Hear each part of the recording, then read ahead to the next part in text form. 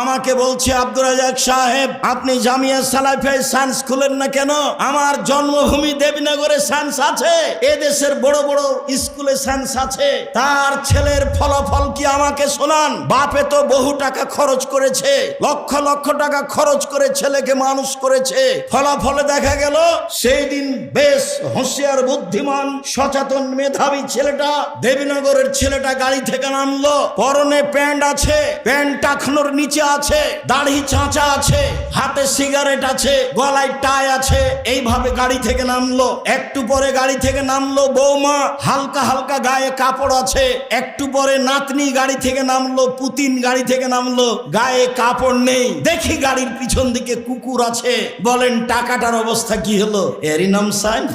আমার নামে 5,000 কোটি টাকার মামলা হবে কেন? আমি ঠাকুরের কি করেছি?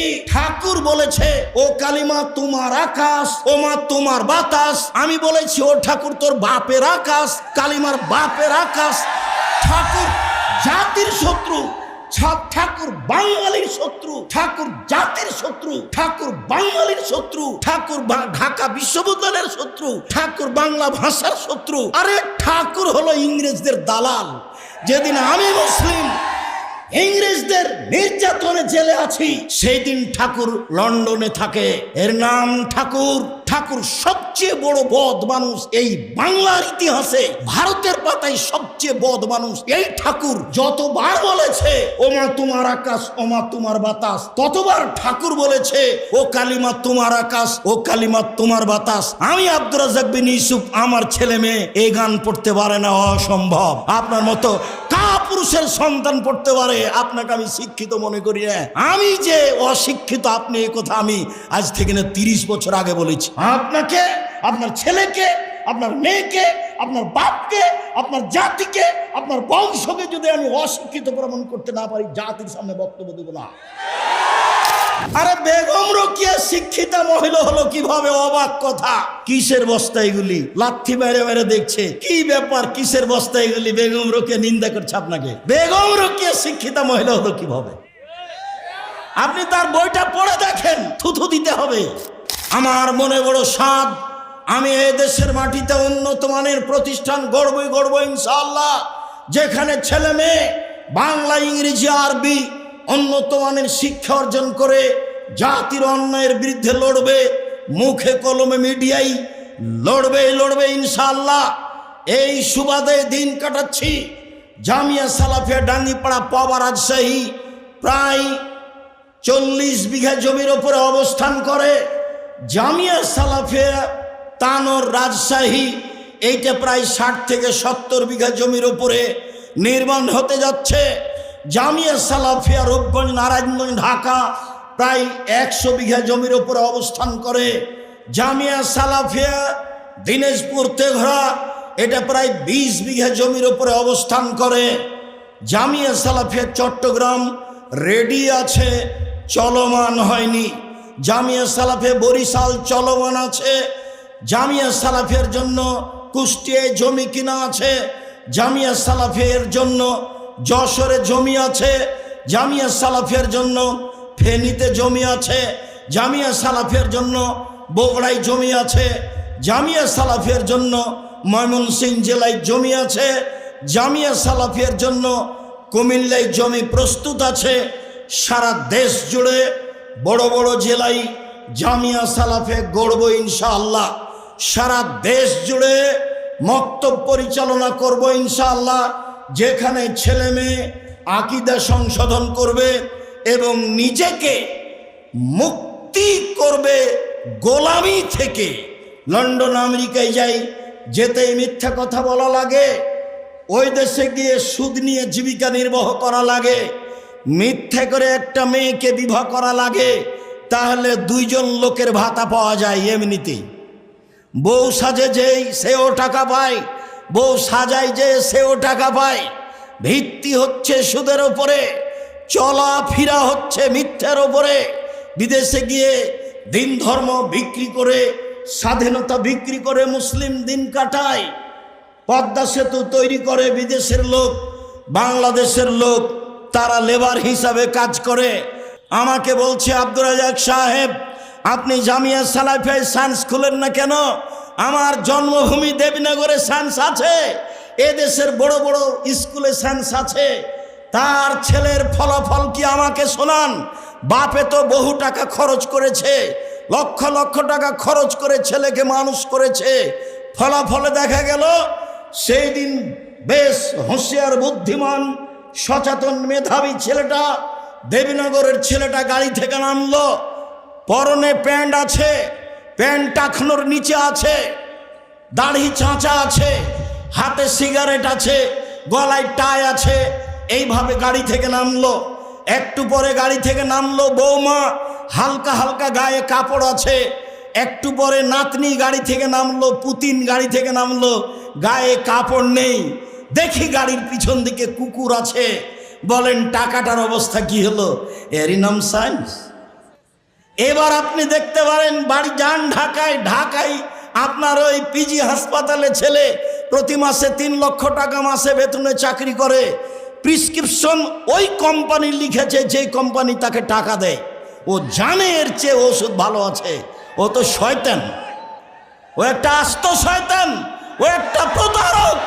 আপনারা বাপ মা প্রতারক। আপনি আপনার ছেলে মেয়ে কবর দিয়েছেন।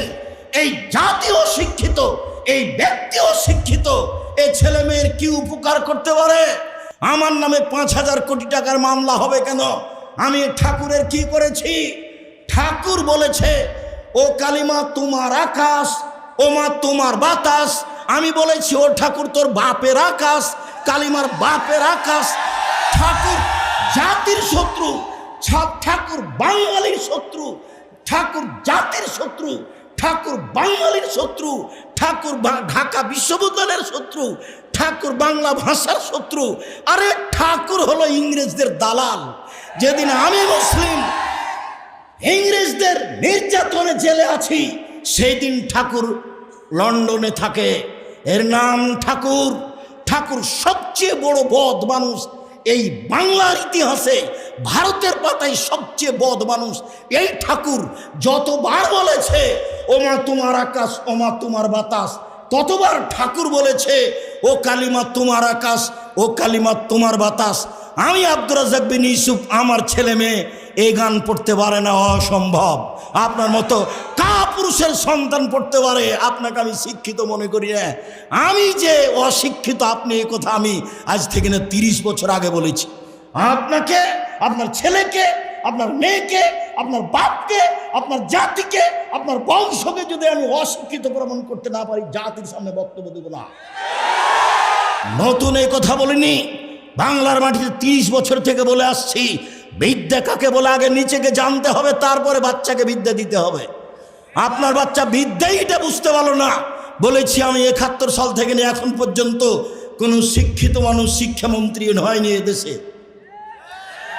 যাওয়ার সময় একটা বই সাথে নিয়ে যাবেন, বইয়ের নাম হচ্ছে শিক্ষা বনাম জাহেলিয়াত। আপাতত 1 থেকে 10 পর্যন্ত বিদ্যা নাকচ করা হয়েছে। নিয়ে যাবেন সাথে, বইয়ের নাম হলো শিক্ষা বনাম জাহেলিয়াত। আরে বেগম রোকেয়া শিক্ষিতা মহিলা হলো কিভাবে? অবাক কথা। সেদিন চাঁপাইনবাবগঞ্জ ট্রেন স্টেশনে কথার কথা, যারা চাঁপাইনবাবগঞ্জে পরহেজগার মহিলা হজ করতে যাবে, তো স্টেশনে গেছে, তখন স্বামীকে, দেবরকে, ভাসুরকে বলেছে যে একটু পর্দার ব্যাপার, আমরা এখানে ট্রেন স্টেশনে বসে আছি, তোমরা একটা চাদর আমাদের গায়ের উপর দিয়ে দাও। এবার ট্রেন স্টেশন মাস্টার পাশ দিয়ে হাঁটছে প্ল্যাটফর্মে, আর বলছে কি ব্যাপার, কিসের বস্তা এগুলি? লাথি মেরে মেরে দেখছে কি ব্যাপার, কিসের বস্তা এগুলি? বেগম রোকেয়া নিন্দা করছে আপনাকে। বেগম রোকেয়া শিক্ষিতা মহিলা হলো কিভাবে? আপনি তার বইটা পড়ে দেখেন, থুথু দিতে হবে। আমি বললাম ও কাজী সাহেব, আপনার যে খাতার বিবাহ স্টেশনের জন্য আছে, ওইটাকে আমি টয়লেট পেপার হিসাবে ব্যবহার করা পছন্দ করি না। কেন? ওতে 4 জনের সাক্ষী আছে। 4 জনের সাক্ষী জেনা প্রমাণ করা লাগে। জেনা প্রমাণ করতে কয়জন সাক্ষী লাগে? 4 জন।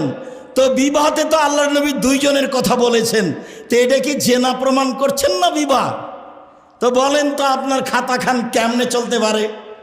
কিভাবে চলতে পারে?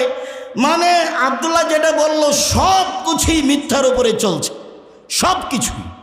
যেটা আমি বলেছি আমার দেবীনগর জন্মভূমি গ্রাম হিসাবে, যে দেখো ডুলি বিবি প্রথা এমনভাবে ভুলে যেতে হবে, ডুলি বিবি শব্দটার মুখের উপরে পেশাব করে দিতে হবে। আজ থেকে নিয়ে 20 বছর পরে কোনো ছেলে কোনো মেয়ে যদি বলে ডুলি বিবি, তাহলে আরো 5 জন যেন বলে ডুলি বিবি কি গো, ডুলি বিবি কি, তার মানে কি, এটা যেন বলে। এমনভাবে ভুলে যেতে হবে। মারিয়াম জন বলছে নাসিয়াম মানসিয়া, আমি জাতির অন্তর থেকে মুছে যেতে চাই। আহারে ছি ছি ছি, আমি মারিয়াম, আমার বিবাহ হয়নি, আমার স্বামী নেই, আমি জেনাও করিনি, আমি ঈশাকে জাতির সামনে কি দিয়ে বুঝাবো? আমি ঈশাকে জাতির সামনে কি দিয়ে বুঝাবো? আমি যখন ঈশাকে নিয়ে গ্রামে গেলাম, গ্রামের লোক ঠিকই বলল, ছি ছি ছি ছি ছি, তোমার মা কত ভালো মানুষ, জেনা করেনি। আরে তোমার বাপ কত ভালো মানুষ, কোনোদিন জেনায় লিপ্ত হয়নি। আর তুমি তার মেয়ে জেনা করেছ, অবৈধ সন্তান কাঁধে করে গ্রামে নিয়ে এসেছ। আগে এই বাক্য বলেছিলেন মারিয়াম, আল্লাহ কুনতু নাসিয়াম মানসিয়া, আমি এমন হতে চাই, মানুষের অন্তর থেকে মুছে যেতে চাই, মানুষ যেন কেউ না জেনে মারিয়ামকে।